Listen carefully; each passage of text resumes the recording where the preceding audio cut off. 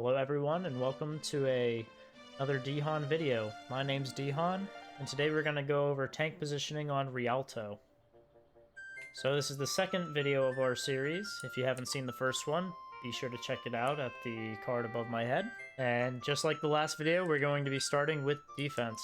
So when playing defense, usually what you want to do is start out here just to get some ult charge. But you won't want to stay out here unless your team is a super heavy boop team. That means that you're running something like a Pharah, something like a Lucio, maybe a Roadhog. Anyone that can basically boop the enemy into these rivers. If you are going to do that, then you're probably going to want to stay because you want to just stop the cart where it is right here. Now, clearly that's not going to work for every team comp.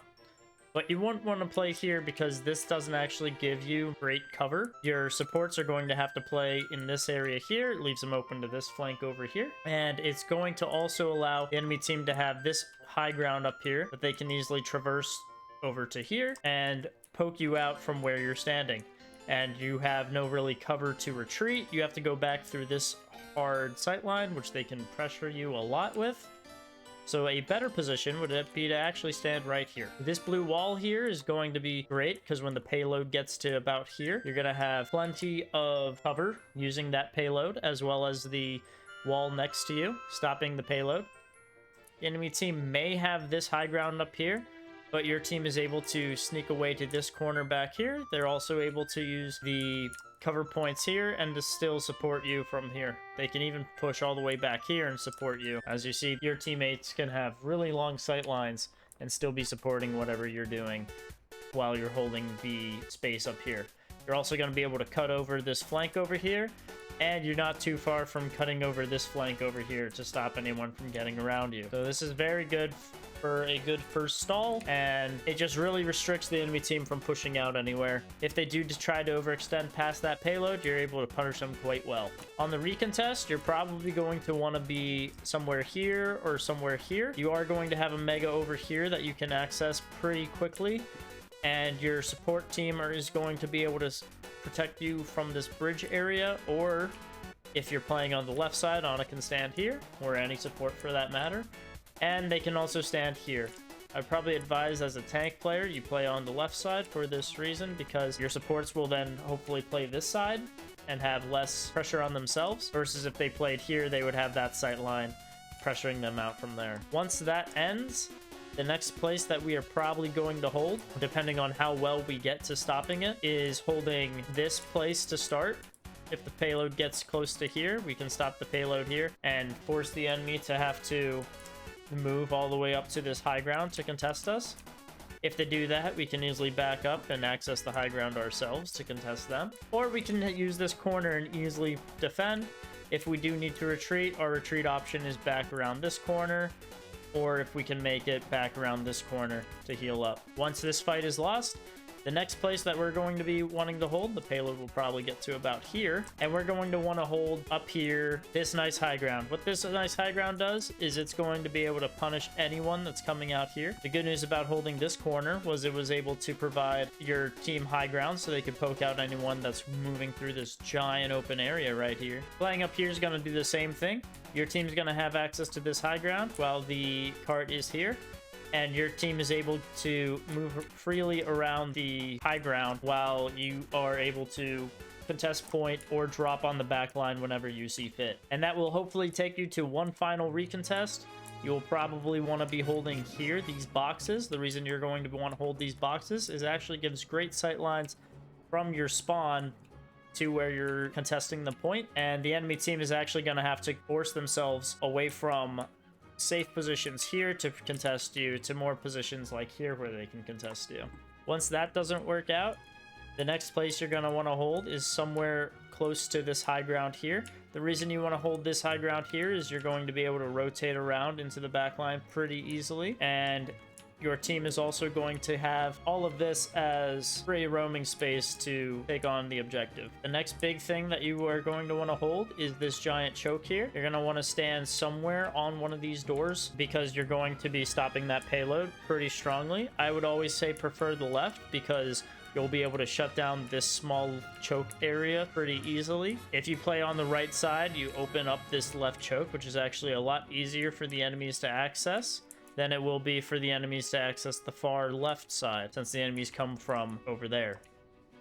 Playing either one of these doors is also going to give you healing from both of your spawn doors, not to mention the cover standing just outside if things get overwhelming. And then on the recontest, you're just going to want to stand next to one of these pillars.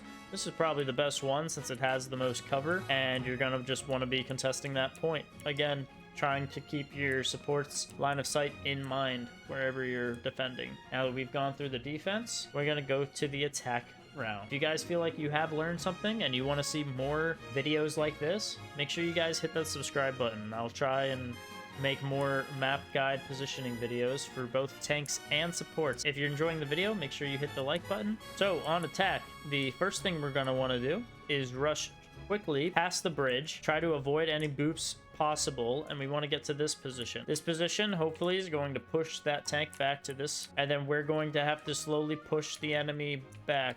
Now, you're not going to want to be focusing on the tank when you're playing this. You're going to be playing this cover and mainly focusing on whichever supports or backline that you can push out. Occasionally, you can choose to rotate and go left.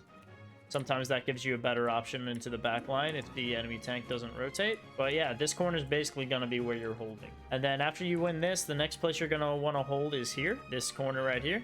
This is just going to let the enemy tank not be able to push out onto cart, and so you can push that cart for free. And you can poke out the back line wherever you are as long as you're playing here, so that you can keep on holding all of this side of Rialto. It's going to give your enemy, it's going to give your team access to the high ground, so they can hopefully poke out those enemies that are standing on bridge in the open space. Once you take the first point, the next thing you're going to want to do is not go up here.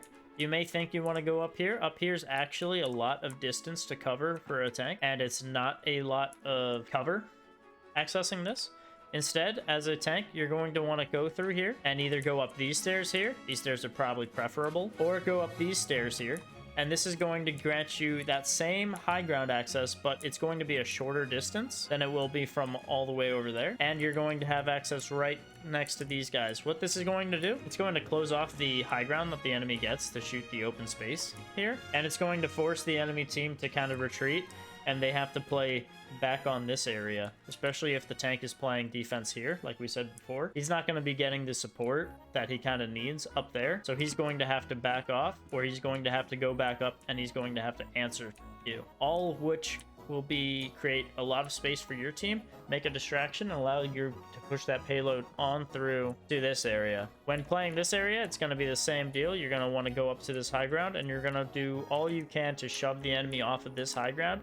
That's going to push them back into this kind of space right here, which has a little to no cover, which was really good for your team, because if your team's also playing up here, they'll be able to punish out anyone that has little to no cover, and you can take this space for free as well. And then finally, yeah, you probably want to stand here if you're fighting the enemy team, because it's going to restrict the amount of damage that the enemy can do while you have boxes at your disposal to damage. Once you get the second point, the next place you're going to want to hold is here if you can. You want to get to this spot as quickly as you can, typically while they're staggering. It's going to stop the enemy from contesting you on that high ground area at this big choke area that you want to avoid. And it's going to force the enemy on the back half of the map while your team has access to both flanks, not to mention the mega health pack in the corner. Once you guys win this point, you're going to want to push on through.